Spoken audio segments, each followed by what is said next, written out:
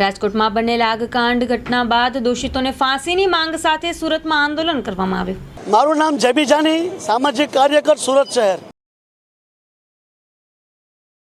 દિવસોમાં જ્યારે ગુજરાતમાં દુઃખદ ઘટના ઘટી હોય અને એ ઘટનાના પડઘા પૂરા વિશ્વમાં ગૂંજતા હોય તો આપણે ગુજરાતી તરીકે એક સામાજિક કાર્યકર તરીકે અમારી ફરજ આવે છે કે અમે જે લોકો આમાં કાળનો કોળિયો બન્યા છે, નિર્દોષ લોકોની જાન ગઈ છે, તેને અમે ન્યાય અપાવીએ અને આમાં દોષિતોને અમારી એક જ લાગણી અને માગણી છે કે એને ફાંસીની સજા થાય।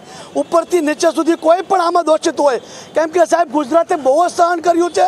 તક્ષશિલા કાંડમાં જે વિદ્યાર્થીઓના મોત થયા છે સાહેબ, હરણી બોર્ડ કાંડમાં જે નાના નાના ભૂલકાઓ મોતને ભેટ્યા છે, ક્યાં સુધી ગુજરાત સહન કરશે સાહેબ?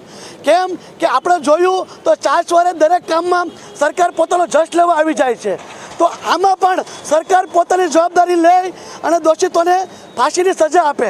મારું આંદોલન જ્યાં સુધી મારી માગણી નહીં સ્વીકારાય ત્યાં સુધી મારું આંદોલન રહેશે। આજે હું 24 કલાકનું આંદોલન કરવાનો છું સાહેબ।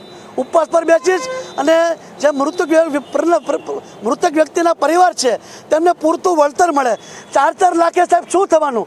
આજે મોંઘવારી છે અને એના સમયે છતાં બી જે લોકો કાળનો કોળિયો બન્યા છે તેને યોગ્ય વળતર આપવામાં આવે અને સુરત શહેરમાં, સુરત મહાનગરપાલિકા દ્વારા જે નાના નાના વેપારીઓ છે તેને પણ હેરાન કરવામાં ન આવે, તેને પણ થોડીક રાહત આપવામાં આવે।